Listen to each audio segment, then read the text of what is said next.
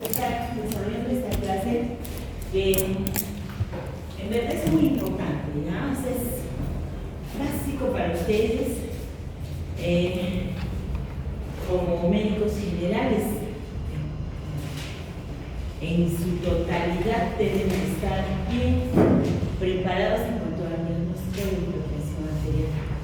¿Sí? Vamos a desarrollar una agenda aquí, puesto, pero vamos a ver la transmisión, vamos a ver epidemiología, ¿no? Varias estadísticas, prevalencias, ¿no? Algo de fisiología, simplemente como un recuerdo porque ustedes han hecho hace poco, y después ya vamos a abocarnos a lo que son las guías y el manejo y tratamiento de la presión arterial. ¿Ya? Entonces, para empezar,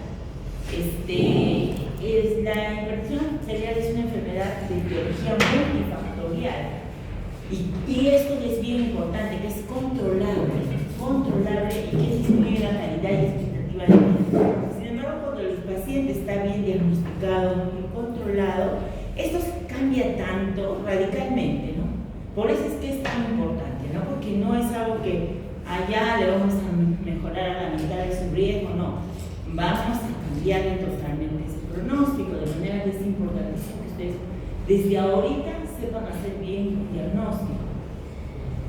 Es factor de riesgo principal para el desarrollo de enfermedades cardiovasculares cuando no está tratada adecuadamente, ¿no es cierto? Y es imprescindible en este caso confirmar la presencia de hipertensión arterial y de que no se trata simplemente de una elevación presión arterial, porque como van a ver, hay muchos casos que subdiagnosticados, o subtratados, etcétera, etcétera. Sin embargo, el diagnóstico también se hace a veces excesivamente, ¿no? O sea, a veces se hace en forma excesiva y hay pacientes que realmente con un control de presión, de repente por susto, bata blanca, o cuando van adoloridos por otra causa, dolor abdominal, por alguna otra causa, un accidente, lo que fuera, y alguien encuentra la presión elevada y ya le tildan de que es hipertenso. Eso nunca, ¿no?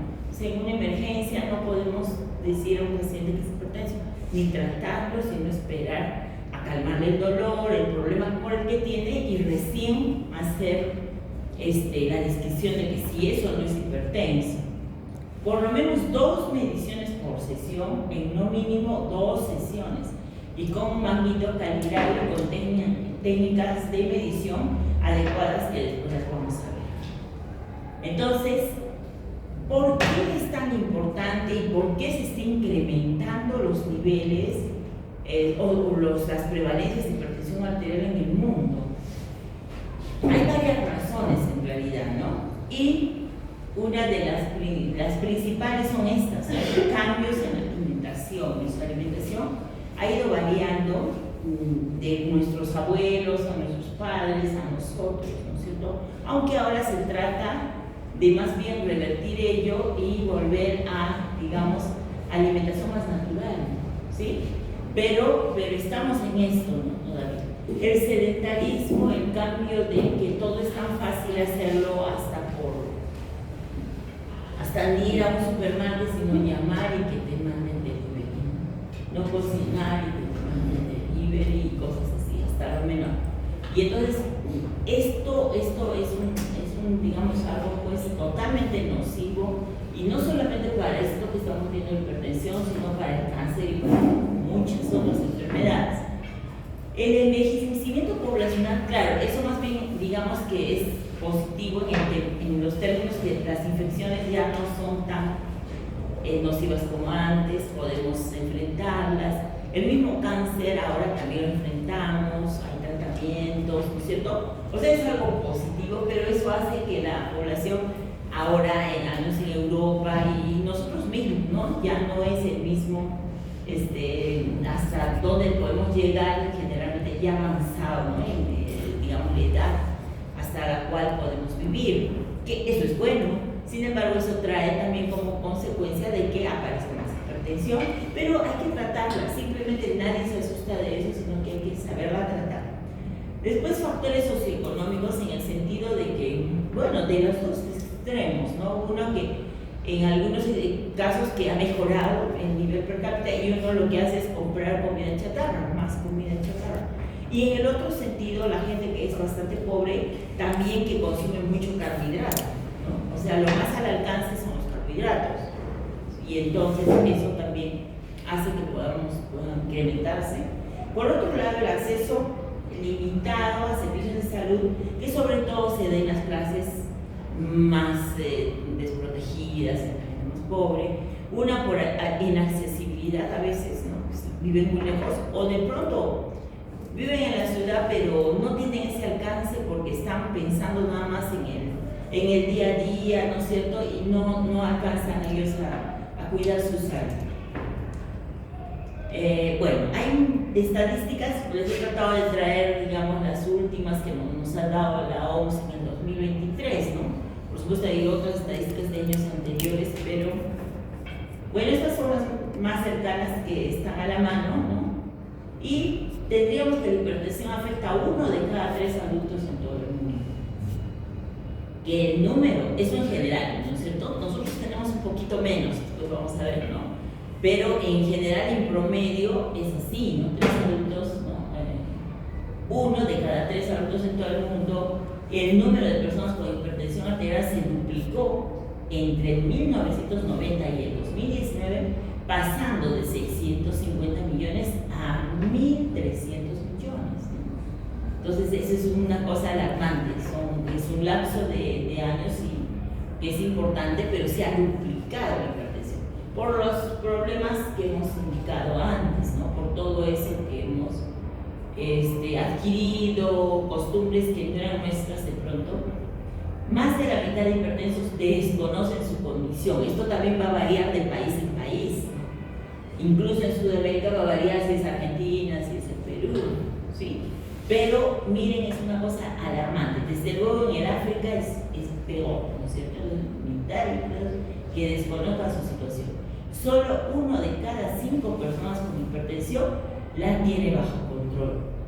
Eso todavía no, peor, ¿no? ¿Cómo va a ser 1 de cada 5? Unos porque no acceden al tratamiento y otros porque estamos tratando mal la hipertensión. Le decimos un medicamento, dice ya, de por vida tiene que tomar esto. El paciente lo hace caso y nunca más vuelve a controlarse. Piensa que con eso va a estar bien, su captopril todavía mal dado una vez al día y ya está. O peor, otros le dicen, no, ¿sabe qué? Cuando tenga síntomas nomás toma el captopril, ¿ya? Imagínense, es peor, porque unos baches tremendos, por supuesto, ACVs y cualquier otra complicación. Y después, puede ser responsable de 11 millones de muertes por año a nivel mundial, ¿sí? O sea, son datos pero demasiado alarmantes, ¿no es cierto? Ya, y bueno, esto es un poco pasado, pero más o menos para ver, más o menos el tema de en qué países, ¿no? Más, ¿no? Estados Unidos, Europa, dependiendo de la zona también, ¿no? Japón, China, India.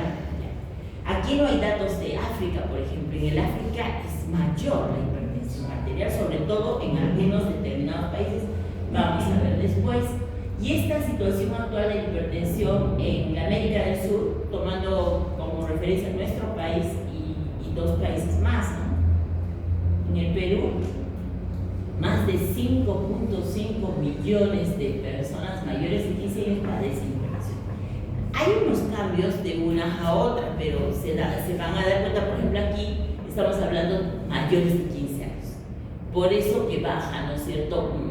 Si hablamos ya en pacientes mayores de 40 o dependiendo de la edad, lógicamente los porcentajes, claro que cambia en porcentajes, ¿no? Estamos hablando en números reales que más o menos más de 5,5 millones de personas tendrían. El 50% de los peruanos desconoce que tiene esta condición. En Chile, el 36% de la población adulta tiene hipertensión. Esto es más todavía, ¿no? Solo el 34% de los chilenos con hipertensión tienen controlada esta condición. Y en Argentina, miren, 16 millones de personas tienen hipertensión, o sea que mucho más que nosotros. y el 38.8% de la población que tiene hipertensión desconoce esta condición. Ahora, algunas estadísticas del Perú indican que la prevalencia en nuestro país, esto es un estudio tornasol que se hizo en varias ciudades, ¿no?, de Perú, pero es antiguo. Este ya tiene por lo menos unos 15, 20 años. Ellos estimaron 23.7% en general, con algunas variaciones en relación a que, por ejemplo, Piura, Lima tienen un poco más y algunas menos, como son la región de la sierra, ¿no?, donde nosotros estamos y también pertenecemos, ¿no?, a Arequipa, pues, un poco menos. Últimamente se ha demostrado un 22% en la población adulta, solo el 5% de los casos han sido identificados, 4.2 casos por cada 100 personas por año. Y en general podríamos hablar de que 1 de cada 4 peruanos mayores de 18 años es hipertenso. Este es del estudio también anterior, prevalencia de hipertensión anterior ya por edades, ¿no? De Segura, Justi y Parodi, que son publicados en la revista Peruana de Cardiología. Entonces aquí ven cómo progresivamente va aumentando de acuerdo a la edad, ¿no es cierto? Y por eso que en estas poblaciones mayores de 70 a 80 años, pues vamos a alcanzar unos porcentajes bastante mayores, ¿no?, hasta 50%, y un poco más en los hombres que en las mujeres. Este es justamente de este estudio tornasol que les digo que ya es antiguo, pero que tuvo esa bondad de dividir entre costa, sierra y selva, y como les mencionaba, la costa es la que tiene mayores prevalencias de hipertensión arterial, que pueden llegar hasta 31.6%, ¿no? Y sin embargo, en la sierra los niveles son de 20.4%, 23%, y en la selva también más o menos andan un poquito más que en la sierra. También esto se relaciona con que la obesidad también es como que más frecuente en todo el país, pero más en costa y en selva, ¿no? Ya, entonces vamos a ver un poquito de los factores patogénicos de la hipertensión arterial, que ustedes están fresquitos porque han hecho fisiopatología hace poco, ¿no es cierto? Y entonces están muy frescos en ese recuerdo, incluso han hecho un seminario de fisiopatología. Entonces, pero vamos a mencionarlos nomás, ¿no es cierto? Porque tenemos que hablar más de lo que es las guías y el tratamiento. Entonces, en factores patogénicos tenemos todos estos. Entonces, la hiperactividad neurohumoral del sistema nervioso autónomo simpático, ¿no?, que es el principal ahí, y el sistema renina-angiotensina-aldosterona. Estos son los principales. Por esa razón, los medicamentos que vamos a ver como principales también para la hipertensión arterial también se fundamentan en esto, ¿no es cierto? Por eso es que van a bloquear el sistema nervioso simpático y sobre todo este sistema renina-angiotensina-aldosterona. Entonces tenemos las alteraciones metabólicas en la glucosa, compuestos reactivos de oxígeno y óxido nítrico. También, si ustedes se acuerdan, el óxido nítrico tiene un papel importantísimo en lo que es la función del endotelio, ¿no es cierto? Eso lo hemos hecho. Entonces es importantísimo de que se mantenga en su nivel adecuado. Alteraciones vasculares, alteraciones en el flujo celular del calcio, ¿sí? Por esa razón también hay medicamentos bloqueadores de los canales de calcio que también son muy importantes, como vamos a ver después también, como que más, no como medicamento único para tratar, sino más bien como para combinar, ¿no es cierto? Sobre todo, importantísimo. Tenemos retención de sal y agua, y por lo cual también los diuréticos son importantes. Y tenemos factores exógenos, como son los fármacos, por ejemplo, los AINES. Y que después vamos a ver que tenemos que en un paciente ver no solamente la enfermedad, sino ver qué más tiene, qué otra cosa tiene el paciente.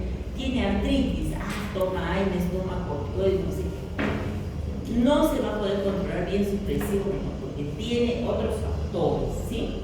Bueno, todo ello va a llevar a un incremento del gasto cardíaco, un incremento de las resistencias vasculares periféricas y a rigidez arterial.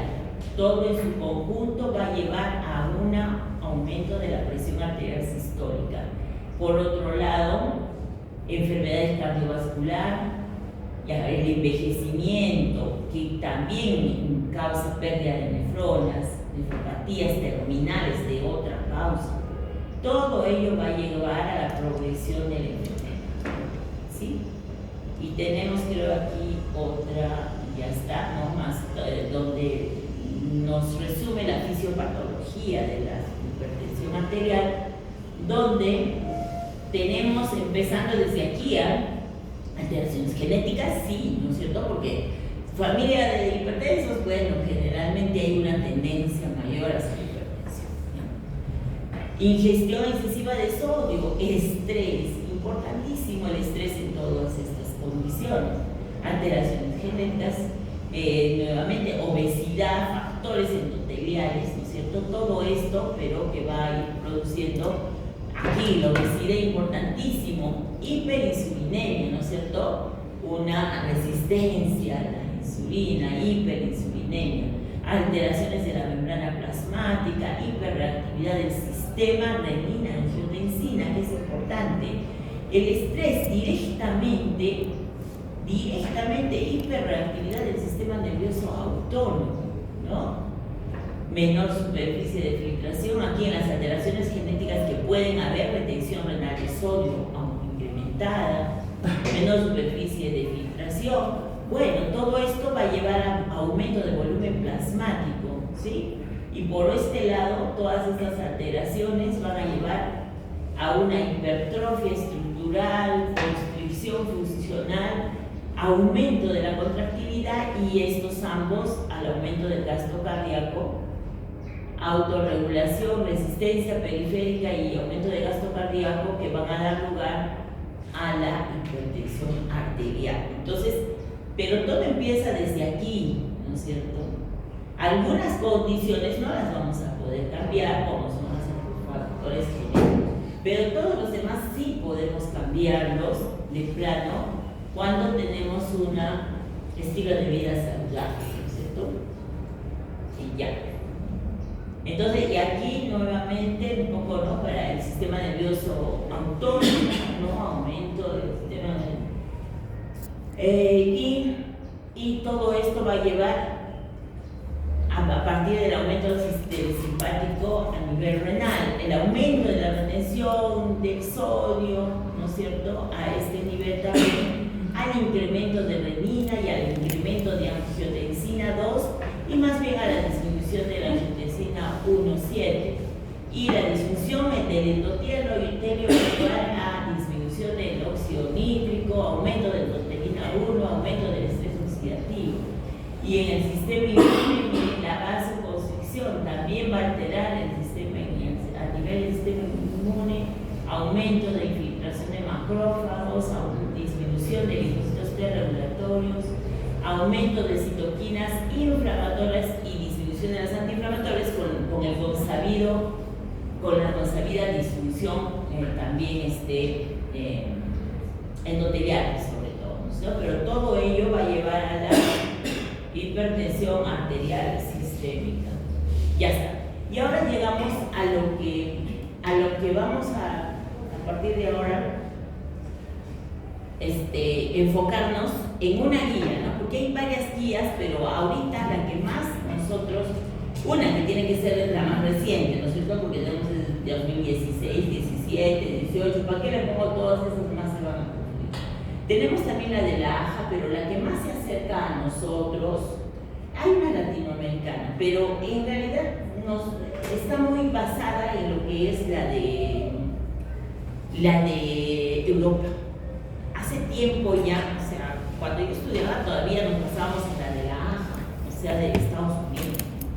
Pero ya desde hace bastantes años más estamos pegándonos a lo que es las guías de la Sociedad Europea de Cardiología y que también son las guías españolas, ¿no? Españolas de cardio.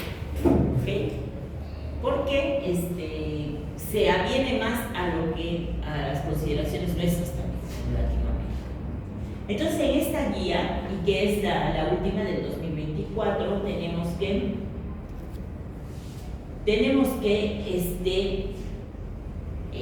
hay una nueva categoría de presión arterial elevada, ya guiándonos no solamente de las mediciones del consultorio, ¿ya? Ese es un cambio importante respecto al anterior, que son las parecidas a las que ustedes saben, que bueno, ya deben haber aprendido, ¿no? Que hipertensión arterial es mayor o igual a 140/90, ¿ok?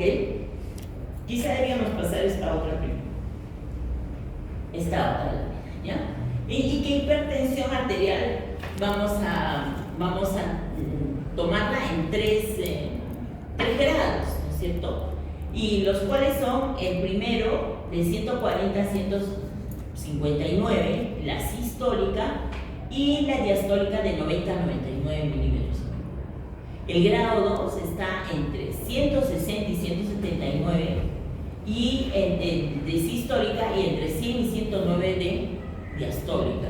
Y el grado 3 está cuando es mayor a 180 milímetros de mercurio la sistólica, y la diastólica también es mayor de 110 milímetros de mercurio. En realidad esta se parece mucho a lo que yo estudiaba hace tiempo, o sea, esos niveles no han cambiado. Es más, cambiaron un tiempo porque solo había 2 grados y después han vuelto a cambiar a esto, que es más coherente también, ¿ok? Ya. Entonces esto casi no tiene ningún cambio. Sin embargo, los otros cambios son ya referentes a otros tipos de mediciones, y es la que vamos a ver, la que estábamos viendo antes, ¿no? Entonces, bueno, aquí está la otra que estábamos viendo, ¿no? Ya, y esto se refiere a que la presión alta, para decir que es presión alta, es diferente que si la presión está en el consultorio.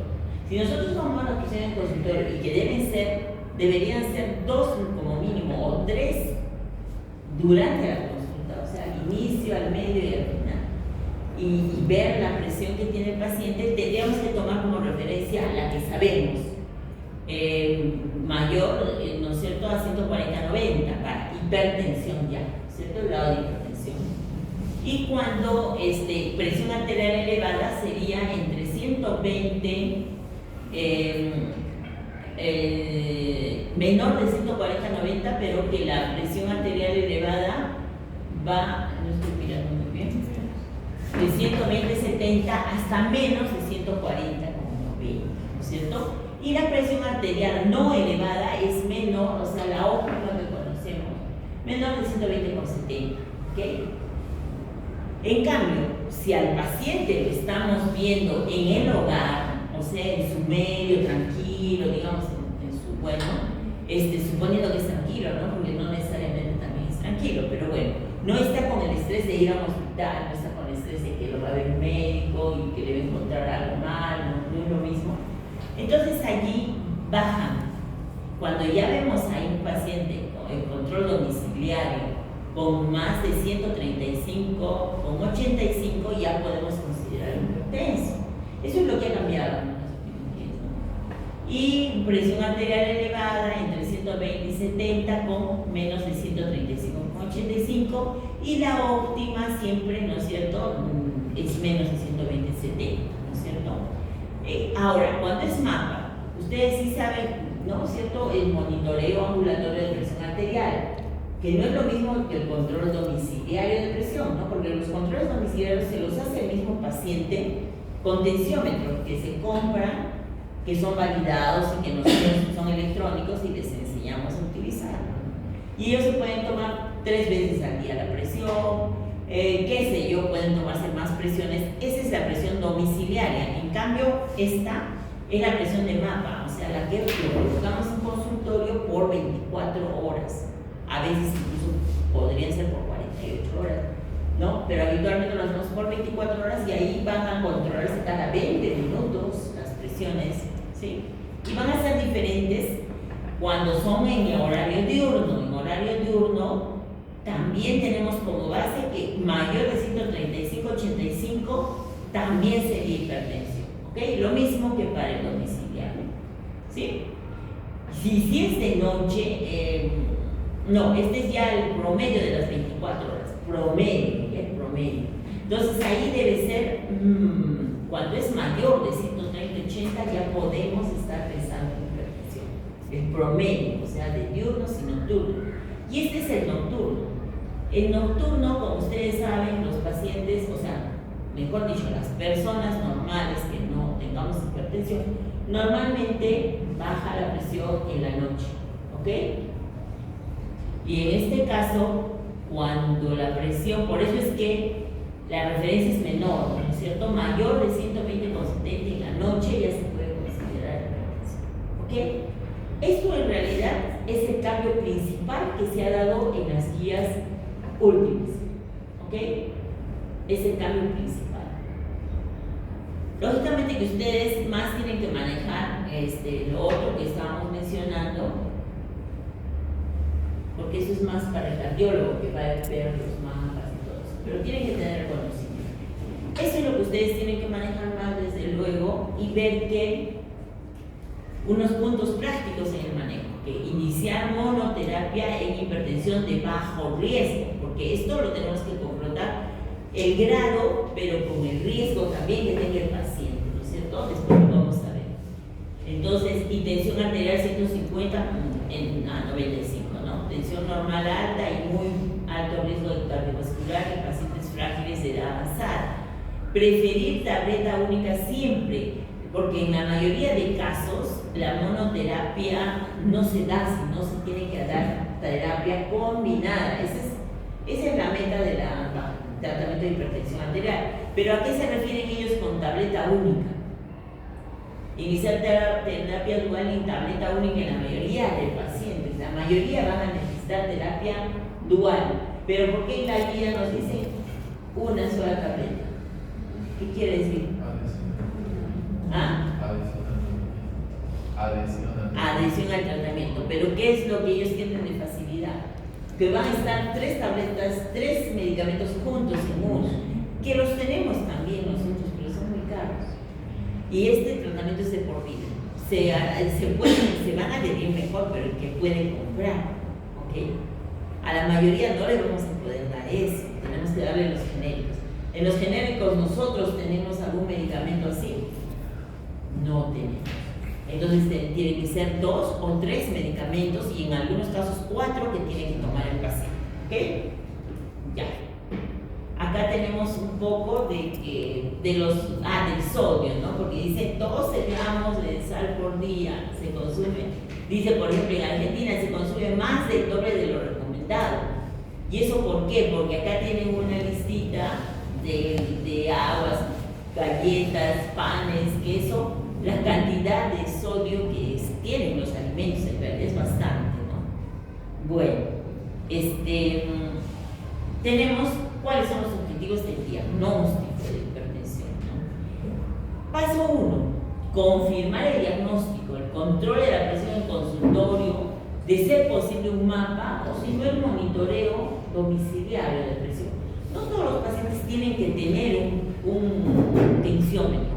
Ahora en realidad se preocupa la gente, a mucha gente te dice ¿cuál me puedo comprar ese compro? Pero obviamente no es para todos, pero sí hay un centro de salud cercano, ¿no? Donde pueden ellos controlarse 2 veces al día, de acuerdo a lo que nosotros les indiquemos, llenan una hojita, todo un control, y cuando van donde nosotros podemos dar un tratamiento más adecuado cuando tenemos ese control domiciliario de presión arterial. Paso 2, estratificación de riesgo, es lo que les decía, ¿no es cierto? Identificar factores de riesgo para enfermedades cardiovasculares nos va a orientar en cuanto a la consulta a que tenemos que seguir. El paso 3, pesquisar daño de órgano blanco, eso es importantísimo, clínica o clínico, ¿no es cierto? Por ejemplo, para los riñones, ¿qué es lo que tenemos que pedir? Ver que no haya microalbuminuria, que es un dato que lo vamos a ver en la orina, ¿no? El paciente no vamos a esperar. Pero a ver, un dato más fácil que sería para preguntar al paciente, ¿saben? Cuando uno pierde proteínas más de las normales en la orina, ¿cómo es la orina? Muy bien, espumosa. Entonces, eso está también, ¿no? Más acá. Después, pesquisar otras comorbilidades, por ejemplo, tiroideas, etc. Estratificar el riesgo cardiovascular global. El paso 6, evaluar indicios de diagnóstico de hipertensión arterial secundaria, ¿no es cierto? Sobre todo en pacientes jóvenes. Preguntar sobre el uso de medicamentos que pueden interferir en el diagnóstico de tratamiento de hipertensión, es lo que les decía, ¿no es cierto? Porque a veces, nosotros vemos solo hipertensión y punto, que haga lo que quiere el paciente. Y ellos solitos se toman un montón de años todos los días simplemente por cefalea que tienen, o se toman, o tienen dolores articulares, etc., ¿no? Entonces, son consumidores de aires diarios. A veces no es con receta, simplemente ellos compran. Y eso es lo que no les favorece incluso el tratamiento que les podemos dar. Bueno, tenemos que tomar en cuenta que también puede haber, decíamos, hipertensión de bata blanca. Por eso es importante, ante una sola toma de presión no vamos a decir que el paciente es hipertenso, a no ser que fuera muy severa, ¿no? Más de 180, o 100, o 110, claro. Entonces, 20% puede haber hipertensión de bata blanca. Hipertensión sostenida, normotensión verdadera e hipertensión oculta. También puede darse hipertensión oculta, porque incluso en consultorio podemos tener un paciente que encontramos presión normal o porque está volteado. Ahora, ¿cómo lo volteo? No sé. Con esto no voy a poder. Pero esas son las recomendaciones de una de las guías, y no es de la última, sino de la anterior, de la esta también, es de la sociedad, y que es lo que hemos visto, ¿no es cierto? Que no solo se puede basar en una consulta de hipertensión, hay que hacer consulta repetida, excepto cuando la hipertensión es severa, ¿no es cierto? Ya, entonces, orientaciones para medir la presión, ¿no es cierto? La presión, por más que estemos apurados, ¿no? Y si solo le vamos a tomar una vez, porque no tenemos tiempo, muchos pacientes, no le tomemos al inicio siempre va a estar más alto. Tomémosle cuando ya hemos conversado con él, cuando ya hemos tenido cierta empatía y el paciente ya ha soltado algunas cosas de que de repente le están tratando mal en su casa, o que tiene problemas en su trabajo, qué sé yo, ya se ha desestresado, y ahí le vamos a tomar la presión. Si solo le vamos a tomar una vez, tomémosle no al comienzo, es peor, ¿no? Al comienzo. Bueno, pero tiene que tener estas condiciones, ¿no? Vejiga vacía, no haber hecho ejercicio hasta 1 hora antes, no haber ingerido café o bebidas alcohólicas, no fumar en los 30 minutos anteriores, debe estar en posición sentada, pies apoyados en el piso, brazo a la altura del corazón, es esta altura y sentados en una silla adecuada, porque si lo ponemos así o lo ponemos abajo, ¿no? Tiene que ser de esa manera. Usar el manguito adecuado para el diámetro en la mitad del brazo. El manguito tiene su borde inferior a 2 a 3 centímetros. Eso es común por encima del pliego. Hay pacientes o muy gorditas, sobre todo las mujeres, con un brazo cortito y el tensiómetro le llega acá y le tapa. ¿Ya han visto a las enfermeras lo que hacen? Habitualmente. Lo meten en el estetoscopio adentro. ¿No han visto tomar así? En sala de operaciones también toman así. Pero bueno, eso es para que no se mueva, por comodidad, ¿no es cierto? Las anestesiólogas meten aquí, pero no es lo adecuado. Cuando queremos hacer diagnóstico de hipertensión arterial tenemos que tomarlo bien, ¿sí? Para controles, claro, de monitoreo, qué sé yo, funcionen, sobre todo para que no se caiga, ¿no? Pero no, debe estar por encima. Les recalco porque es el error más común. Entonces, hacia afuera tiene que estar el estetoscopio, no puede estar metido dentro, ¿ok? Entonces, El manguito, dice, tiene su borde inferior. El borde inferior del manguito, ¿dónde está? Ya, entonces debe estar necesariamente 2 a 3 centímetros por encima del pliegue. Estimar la presión sistólica por palpación inicialmente, o sea, subir el manguito. En las guías de hipertensión arterial peruanas está toda la toma y hay que subir el manguito sin poner el estetoscopio primero. Tomar primero la presión sistólica cuando empieza a, no sé, todo el latido, vamos a entender la presión arterial sistólica. Y es ahí a tenerlo en cuenta. ¿Por qué? ¿Hasta cuánto vamos a subir? Inflar hasta 20 a 30 milímetros por encima del valor de la sistólica. Siempre decimos hasta 200 de repente. A uno que tiene 90 de presión le subimos hasta 200 y le hacemos reventar el brazo. Y a otro que de repente tiene más de 200, le subimos hasta 180 y no escuchamos. Tiene que ser de acuerdo, individualizado la toma de presión. Por eso es que se toma primero la presión sistólica. ¿Sí se entendió, no? Eso es de semiología. Después, desinflar lentamente, esperar 1 minuto para una nueva toma. No podemos otra vez inflar, ¿no? A veces ni terminamos, como no le hemos sentido bien la diastólica, volvemos a inflar. No. Tiene que esperarse 1 minuto y nuevamente insuflar. Medir la presión en ambos brazos. Si difieren en más de 10, considerar el valor más alto. No debe ser mayor de 20 milímetros, pero hay ocasiones en que sí. Habitualmente es por algún problema ya local. Medir la presión de pie, luego 1 minuto para descartar hipotensión ortostática. Ya el diagnóstico tiene algunos pasos. Porque la sintomatología de la presión, ¿cómo es?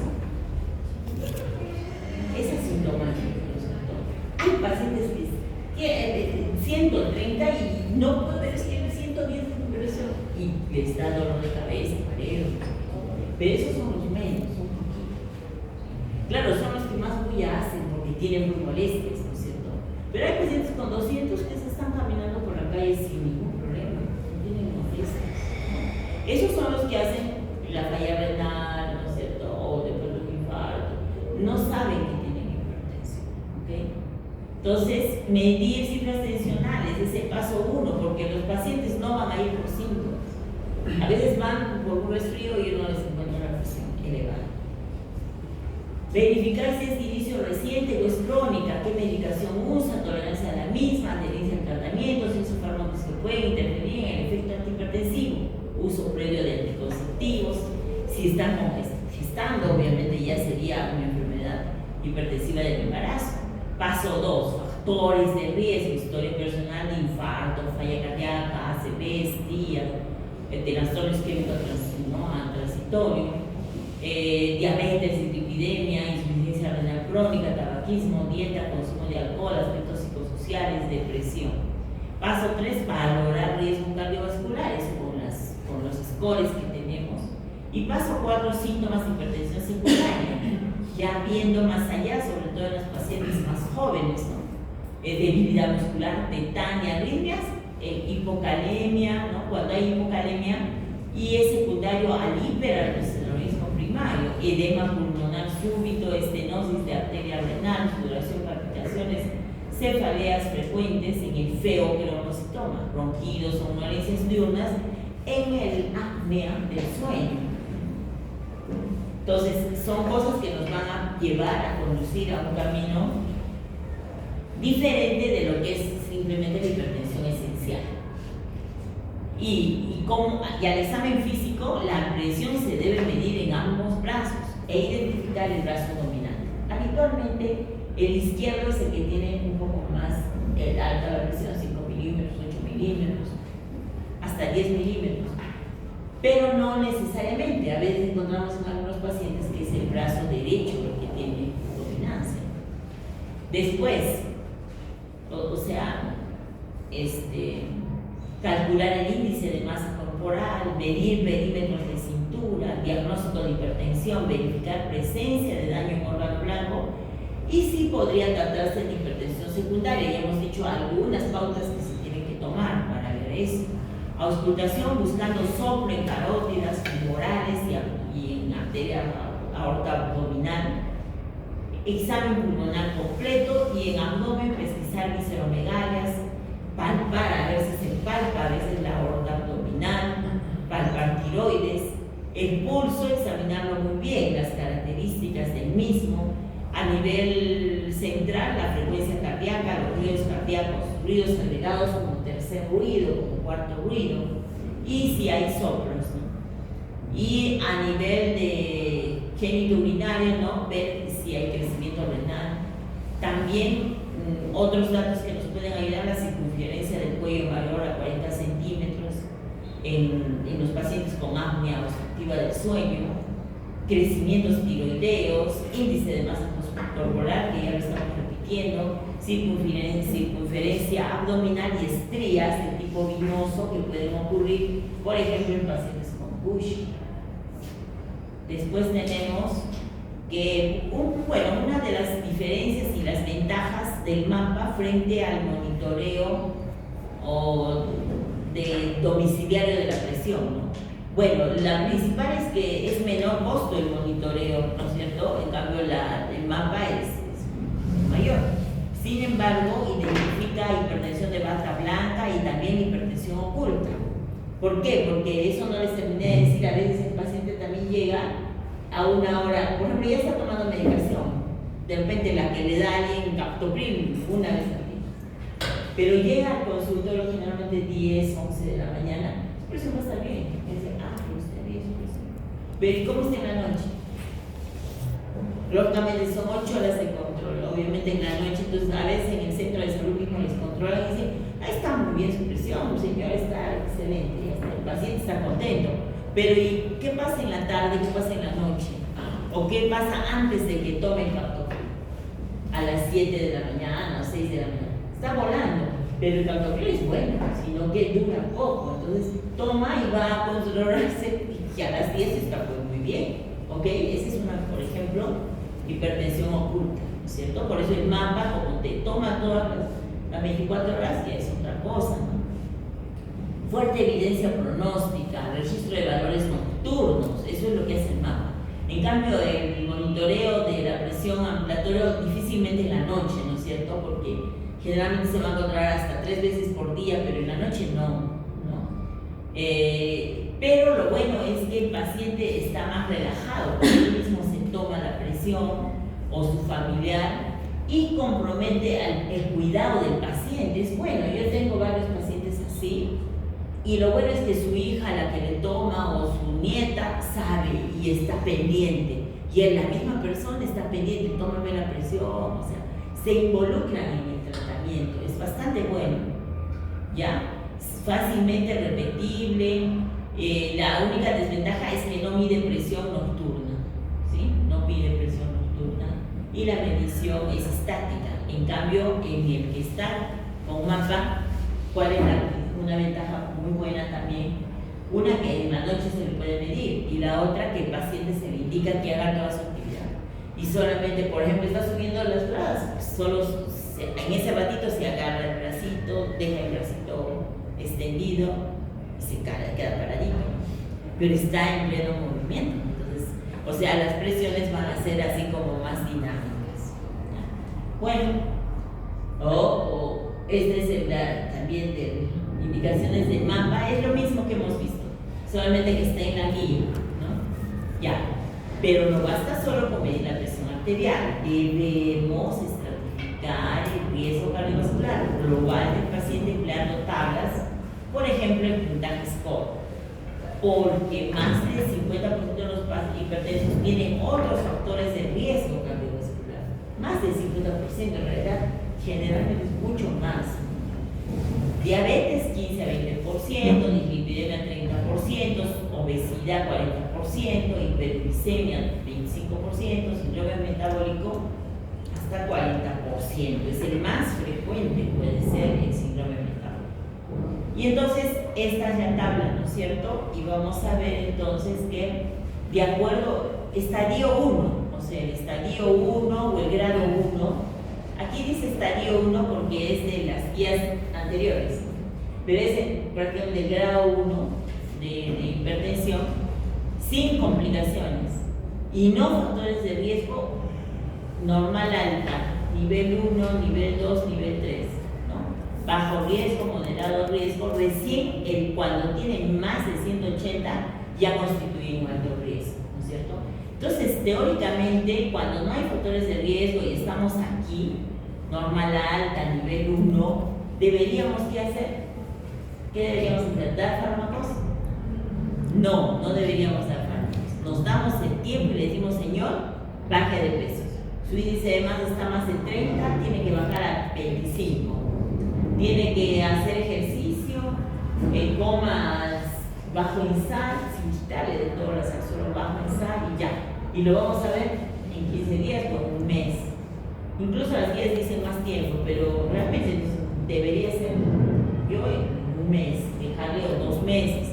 Y el paciente se alegra y lo trata de hacer porque no quiere tomar pastillas. La mayoría no quiere tomar pastillas.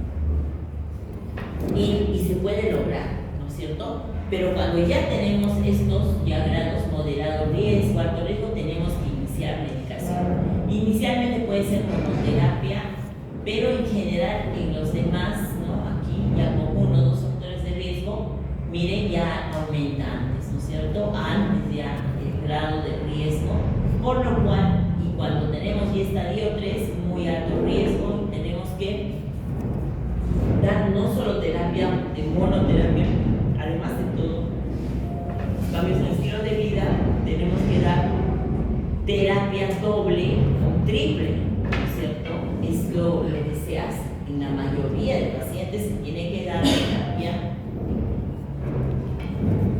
Ya, entonces, en cuanto a los análisis, bueno, en realidad son bastantes, ¿no? Desde un hemograma completo, desde creatinina, los análisis de orina, el potasio sérico, la microalbuminuria, esto es bien importante para ver ya si esté habiendo un daño a nivel renal, ¿no?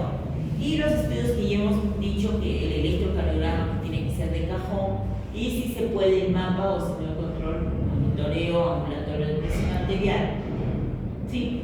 Estamos viendo daño en órgano blanco, entonces también a nivel de ojitos tenemos que hacer fondo de ojo, ¿no? Es importante también que se pueda hacer fondo de ojo y un Doppler carotídeo para ver placas, estenosis de arterias periféricas también puede estar aconsejado.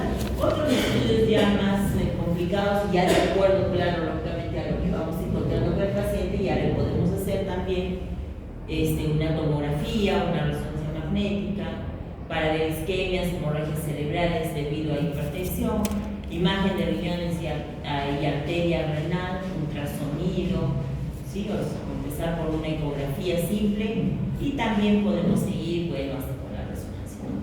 Pero estos son los básicos, ¿no? Estamos hablando más de ecografías más que otra cosa. Pruebas de función hepática, ácido úrico, relación albúmina, urinaria y creatinina. Y las principales complicaciones, sabemos, de la hipertensión persistente son a estos niveles, ¿no es cierto?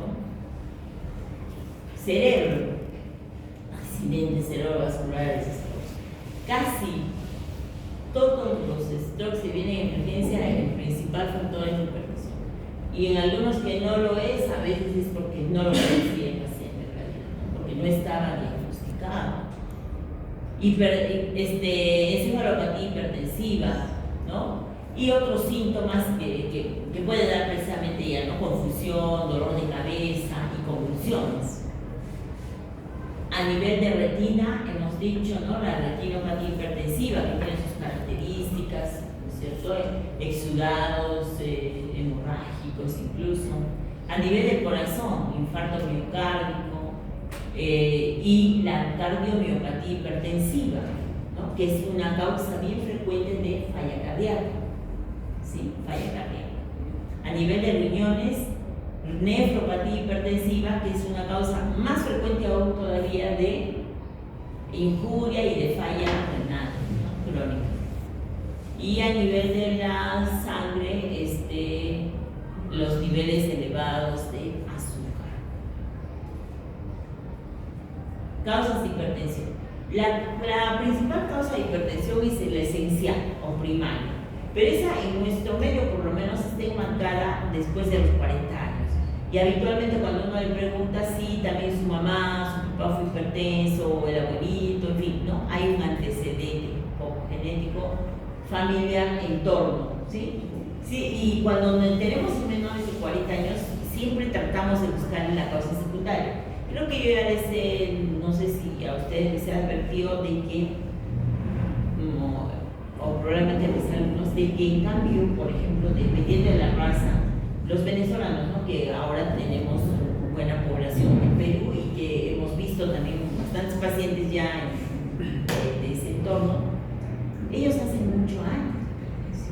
Entonces yo al comienzo que empecé a ver que me asustaba, 24, jóvenes, hombres, mujeres, hipertensos, deben tener otra cosa más, ¿no? Y bueno, ha sido una batería de exámenes, todo, y no. Y ya después con la frecuencia que uno va viendo, ya uno se da cuenta de que es un poco diferente para ellos. Para ellos la esencial, como que empieza antes, ¿sí? Es igual en la raza negra, claro, ellos no es que sea la raza, ¿no? Pero sí es una raza bien pareja. Nosotros somos bien diferentes unos de otros, porque todos somos mestizos, pero unos tenemos más de uno o de otro, o de Inga o de Mandinga, tenemos diferencias. En cambio de ellos son más parejos, han visto, ¿no? O sea, hay algunas diferencias, pero la mayoría tienen una raza más similar, entonces por esa razón también. Ahora en la raza negra definitivamente la hipertensión es mucho peor, más difícil de controlar y también empieza antes y más complicaciones, ¿no? Entonces después tenemos las causas secundarias y decíamos de estas causas secundarias la prevalencia es entre 5 y 15%, más o menos. Nefropatía, creatinina de 2 o 4%, aumenta la creatinina y el examen de orina es patológico. La hipertensión renovascular, 1% se detecta supraabdominal y es de inicio súbito. El potasio sérico está disminuido. En el feobromostoma es un cuadro de palpitaciones, o sea, se acompaña además de hipertensión, de palpitaciones paroxísticas, diaforesis, cefalea, pérdida de peso. Y la característica principal es que es episódica, o sea, no es todo el tiempo, sino que de repente nomás, me agarra esto, doctora. Palpitaciones, enrojecimiento y lógicamente la presión arterial bastante subida. Después, la coartación de aorta es una patología que ustedes conocen que es congénita. Bueno, es baja su prevalencia, pero yo he tenido, por ejemplo, casos muy interesantes que he podido diagnosticar y me alegro mucho, de pacientes jóvenes que venían una y otra vez, o sea, habían venido una y otra vez por emergencia con presiones bien elevadas. Y lo que hacían en emergencia, ya le tratan la crisis hipertensiva. Y ya le tratan la crisis y listo. Y el paciente, otra vez repetidamente, al menos 2 pacientes he tenido así. En los cuales, ¿cómo así? Si tan joven, ¿por qué va a tener crisis hipertensivas? Vienen con licencia, le tratan la crisis y punto, y ya está, ¿no? Y eran pacientes con coartación, ¿no? Eran jóvenes. Y era fácil hacer el diagnóstico. ¿Alguien sabe cómo? Un método fácil. Puede haber un soplo, pero que no se les para y a veces no hay soplo. El pulso, no. Lo que en la coartación aórtica lo que ayuda más es que la presión, donde tomamos actualmente, ¿no? Va a estar alta, pero si tú le tomas en los miembros inferiores, va a estar baja. Y el paciente habitualmente incluso tiene como que las piernas un poco más delgadas, puede tener, a veces no. Por ejemplo, el paciente que yo vi no tenía ese estado, incluso falta de pilosidad porque no tiene buena circulación a nivel bajo. Normalmente la presión en la femoral debe ser más alta que si tomamos en umeral, ¿no es cierto? Pero en este caso va a ser al revés. Y si le hacemos esa anomesa pregal, ya podemos decir, debe tener coartación. pero uno tiene que pensar, porque si no lo piensas, no pasa nada, tienes que pensar, ¿ya? Entonces, esa pruebita, a ver si la toman en cuenta. Después del síndrome de Cushing, que puede ser exógeno, ¿no? Por corticoides, eso, ¿no? Después, el hiperaldosteronismo primario también. Bueno, además, entonces, y esto es lo más importante, ¿cuándo sospechar de un paciente con hipertensión secundaria? Precisamente, paciente menor de 40 años con hipertensión en estadio 2 o cualquier hipertensión iniciada en la infancia, agravamiento agudo de la hipertensión arterial resistente, hipertensión arterial estadio 3, presencia de lesiones en órgano blanco, un paciente joven, características clínicas y bioquímicas sugestivas de causa endocrina, por ejemplo, síndrome de Cushing, hiper o hipotiroidismo, enfermedad renal, ¿no? Que además va acompañada de edema, fatiga, anorexia, hematuria, pero no tenemos que esperar todo eso, ¿no? En un paciente joven que tenga presiones bastante altas tenemos que considerar apnea del sueño, hiperactividad del sistema simpático, ronquidos, cefalea matinal, somnolencia diurna, síntomas sugestivos de feocromocytomia o historia familiar de esta patología, ¿no? Son síntomas episódicos, ¿no? Y de la cefalea pulsante y transpiración. Coartación de aorta, lo que les acabo de mencionar. Entonces, según el grupo etario, también hay variaciones, ¿no es cierto? Entonces, por ejemplo, en niños menores a 12 años, enfermedad renal parenquimatosa. Entre 12 y 18 años también, el renal, generalmente causa renal. Entre 19 a 40 años, además de la enfermedad renal, enfermedad renovascular y una patología en mujeres, sobre todo que es la fibrodisplasia. Bueno, nunca he visto un caso, pero se describe así. Y en adultos entre 41 y 65 años, lógicamente que además de lo que ya sabemos que es de hipertensión esencial, también podrían tener aldosteronismo primario, apnea del sueño en los muy gorditos, sobre todo Cushing, feocromocytoma, enfermedad parenquimatosa renal y enfermedad renal aterosclerótica. Causas renales, bueno, creo que acá vamos a repetir, ¿no? Enfermedad parénquima renal, las enfermedades dañadas son incapaces de eliminar sodio y agua, aumenta el volumen intravascular, aumenta el gasto cardíaco y se eleva la presión. Hipertensión renovascular por estenosis de una o ambas arterias renales.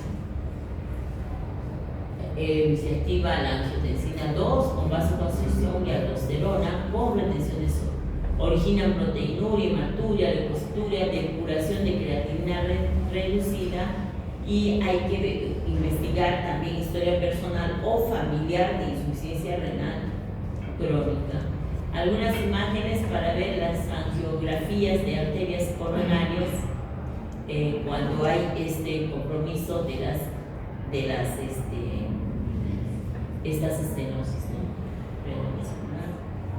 Y la coartación de aorta, que es lo que estábamos mencionando, que es una patología, si bien no es muy frecuente, también es también importante tenerla en cuenta en los jóvenes, ¿no?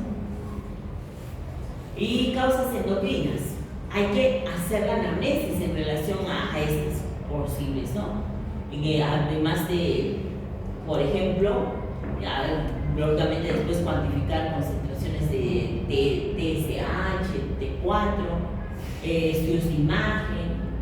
Feocromocytomas son tumores secretores de catecolaminas, por lo general médula de la médula suprarrenal.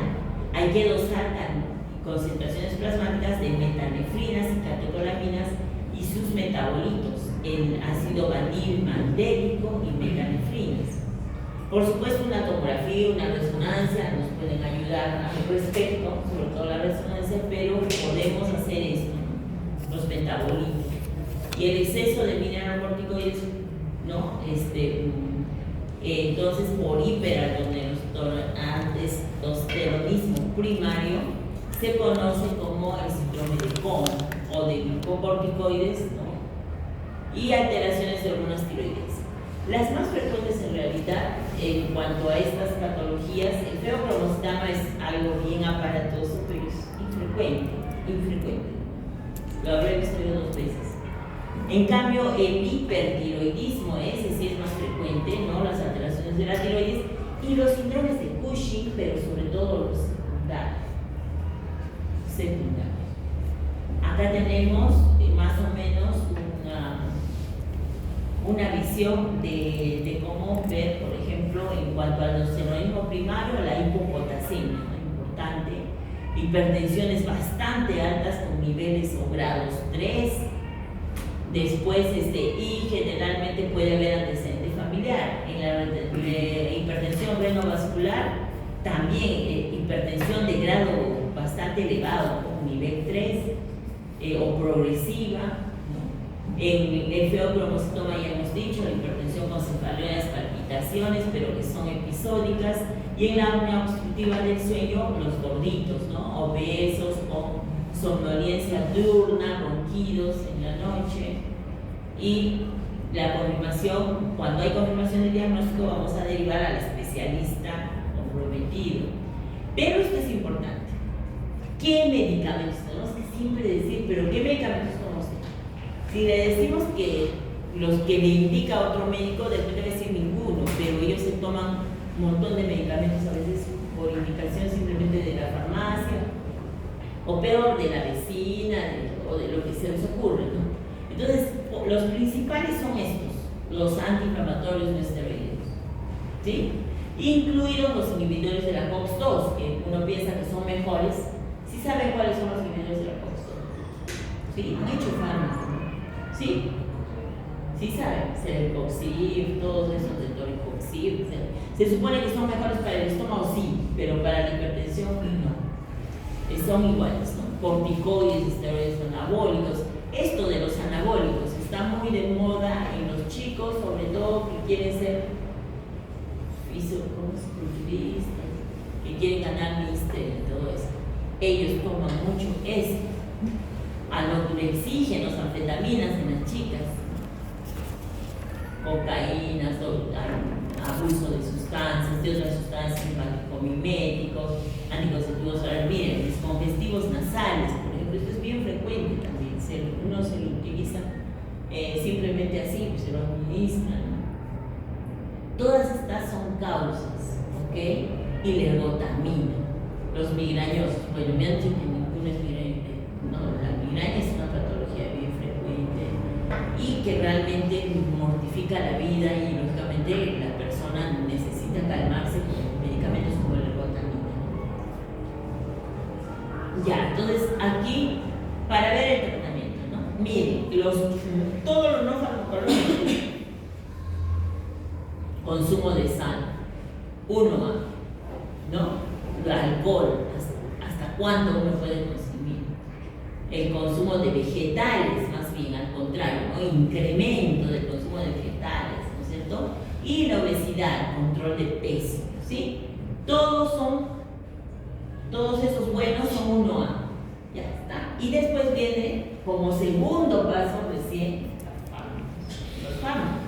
Ya, esto todavía sigue vigente, aunque es de bastante tiempo, pero empezamos por generalmente, ¿no es cierto?, los IECAS y los ARA2, pero nunca juntos, ¿sí? Uno o el otro, ¿sí? Uno o el otro. En cambio, sí lo podemos combinar muy bien con los antagonistas, los AC2, es la principal combinación, y también con los diuréticos, o en terapia triple con los dos, ¿no es cierto? AC y con tiazida y con calcio antagonista, ¿ok? ¿Sí? Ahora, cuando no se pueden dar los ACE por efectos colaterales como la tos, entonces los bloqueadores de angiotensina también igual con diuréticos, con calcio antagonistas, ¿no? Y los beta blockers antes eran los principales, ahora ya no, pero siguen siendo muy importantes cuando el paciente tiene angina, es anginoso, o cuando el paciente tiene frecuencias altas, frecuencias cardíacas elevadas. Uno se da cuenta, este es simpático. sea este paciente con un susto y con un susto mediano, no importante, ¿no? Entonces, a ese paciente está bueno beta bloqueado, ¿ok? Y bueno, hay otros antihipertensivos, muchos que se pueden también combinar, ¿ok?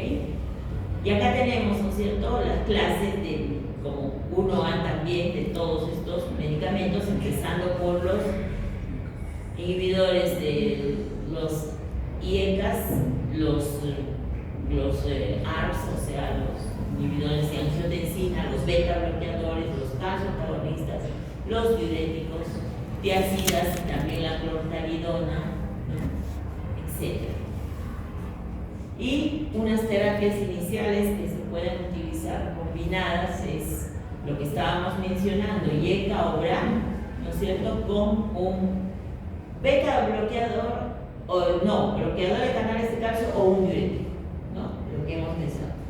Solo dos, ¿no es cierto?, uno de acá y uno de acá.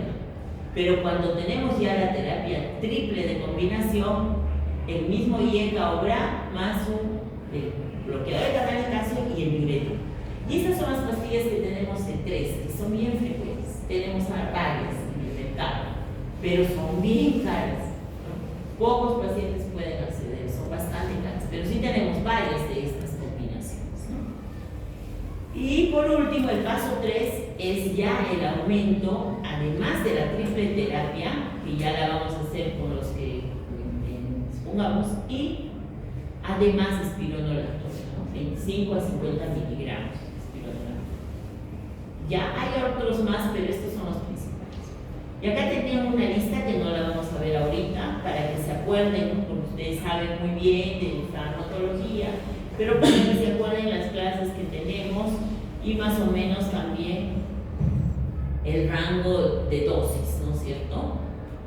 Pero siempre recordando más los que usamos más, ¿no? IECAS, captópricas no usamos, porque tienen muy corta la vida media, ¿ya? Y después tenemos los beta bloqueadores, los que más usamos son los calcio, no los piridinos, los hidropiridínicos, que son estos, para la presión, amlodipino y el nifedipino de acción larga, ¿sí?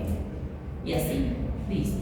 Ahora, una partecita ya para ver la hipertensión arterial resistente. Realmente, bueno, ponen un rango de 12 y 15%, pero puede ser menos, sino que lo que pasa es que uno tiene que averiguar bien si el paciente realmente cumple con la medicación. Dice que cumple y a veces no lo toma. O que hay una persona que le da la medicación, porque el paciente a veces piensa que toma y se olvida, y no toma, o a veces también repite dosis. Un paciente mayor, sobre todo, tiene que haber siempre alguien que lo apoye, una persona que sea responsable por darle el tratamiento. La mayoría de casos es por eso, ¿no? Entonces, pero claro, hay casos que son también, sí, definitivamente resistentes, y en ese caso, esta presión resistente es definida como la presión arterial que permanece por encima de las metas recomendadas con el uso de 3 antihipertensivos de diferentes clases y que incluyen un bloqueador del sistema renina-angiotensina o un bloqueante de canales de calcio de acción prolongada y un diurético tiazídico, ¿no? Como la tiazídica u otro como la clortalidona, ¿sí? Y bueno, también se puede usar la furosemida, pero solo cuando tiene ya fracción de renal o depuración baja, ¿no? Ahí nomás recién está indicada la furosemida. El cuarto fármaco necesario es la espironolactona de 25 a 50 miligramos. Verificar adherencia al tratamiento. Descartar interacciones. Otra vez lo que hemos dicho antes. De repente el paciente está cumpliendo con todo, pero está tomando un montón de aires, o está fumando cocaína, o está haciendo alguna otra cosa que no es lo adecuado, ¿ya? Y por último, crisis hipertensivas. 1% de la población hipertensa pueden llegar a esto, ¿no? Presiones arteriales. La cifra ya no es tan importante, ¿no? O sea, bueno, mayores de 180 sistólica o igual o mayor a 120 diastólica. Pero yo les he dicho que hay pacientes que se caminan con 200 o más de presión. Sí, ¿eso será una crisis? No, ¿no es cierto? Para que sea crisis tiene que venir el paciente con la presión alta, pero con sintomatología, ¿no es cierto? Y en ese caso vamos a calificarlas en urgencias y emergencias. Las dos son crisis, pero la emergencia es la que ya tiene daño en órgano blanco. En cambio, la urgencia viene con síntomas, pero el paciente no tiene signos de daño de órgano blanco, ¿no? Solo la presión elevada. Entonces, en las urgencias son elevaciones acentuadas de signos de presión arterial sin que exista lesión de órganos de blanco. Y la emergencia, en donde sí hay lesión aguda y progresiva de órgano blanco. Entonces, esta emergencia es pues a la que debemos realmente tomar en cuenta, desde luego. El ACV isquémico, el edema agudo de pulmón son las más frecuentes en situaciones como falla ventricular izquierda, disección de aorta, aguda de aorta. La reducción debe ser inmediata y agresiva. El tratamiento de la emergencia depende del órgano blanco comprometido y debe ser hecho en ambiente hospitalario necesariamente y con medicación endovenosa, porque tiene que ser, si empieza a bajar mucho la presión, tenemos que controlar. No puede bajar más de un 20%, ahorita vamos a ver. Entonces, las emergencias, ¿no? Encefalopatía hipertensiva, perturbaciones visuales, alteraciones del nivel de conciencia. En esos casos, la droga más indicada es el nitrocruciato de sodio, ¿sí? Y se puede hacer una tomografía para ver también, ¿no? El daño que hubiera. Disección aórtica, ¿no? También allí en este caso se tiene que hacer una ecografía transtorácica o una ecografía incluso transesofágica. El edema agudo del pulmón con falla ventricular izquierda, el ACV, el infarto agudo del miocardio, preeclampsia, eclampsia. Debemos reducir la presión sistólica entre 20 a 25% en la primera hora, ¿sí? ¿Qué pasaba en un tiempo? El nifedipino era muy bueno reduciendo la presión, nifedipino de acción corta. Se le daba al paciente y ¡pum!, se le bajaba de 180 a 100. ¿Eso estaba bien? Eso estaba pésimo. Y ya no le podían retirar, ¿no?, el medicamento. Y a veces incluso, está muy bien, váyase a su casa. Y venía ya con ACV. Eso ocurría, ¿no? Y claro, no había mucho acceso a medicación endovenosa, entonces, pero era contraproducente. Entonces se prohibió su uso de nifedipino. Por eso, en cambio, el captopril sí lo usamos, ¿no? Pero igual al paciente no se le puede mandar libremente porque dos pacientes no hacen lo mismo, o sea, no tienen la misma respuesta. Hay que esperar cómo es la respuesta, se tiene que tener en observación al paciente. Bueno, entonces, decíamos, ¿no? 20 a 25% en la primera hora, obtener 100 a 110 de diastólica y mantenerla por 4 a 6 horas. Los fármacos son endovenosos, con bombas de infusión y monitoreos de presión estrictos. ¿Sí? Entonces, lo que estábamos mencionando, ¿no? Para la encefalopatía hipertensiva, el nitrato de sodio es el más indicado. Para disección aguda de aorta, también el nitrocruciato de sodio, pero también se puede usar el metoprolol endovenoso, ¿no? Edema agudo del pulmón, la furosemida, ¿no? Ya lo hemos visto cuando han hecho el seminario, desde luego, la furosemida es el más indicado. Y el nitrocruciato de sodio también se puede indicar, pero incluso la nitroglicerina. Pero en el caso de que su presión, que se supone que está con crisis hipertensiva, ¿no es cierto? En el infarto, hemorragias cerebrales, el nitrocruciato y en el infarto agudo del miocardio, la nitroglicerina. ¿Sí? Ahí sí es la indicada de plano, ¿no? En el infarto, que nos va a vasodilatar también las coronarias. Y en eclampsia, el sulfato de magnesio y un diurético que es diferente, que es la hidralazina. Estrategias de prevención, esto es lo más importante de todo, ¿ok? De prevención de presión arterial o de tratamiento adecuado de la presión arterial, ¿sí? Esto es lo más importante de todo lo que hemos dicho, ¿ok? Dieta baja en sal y rica en frutas, verduras.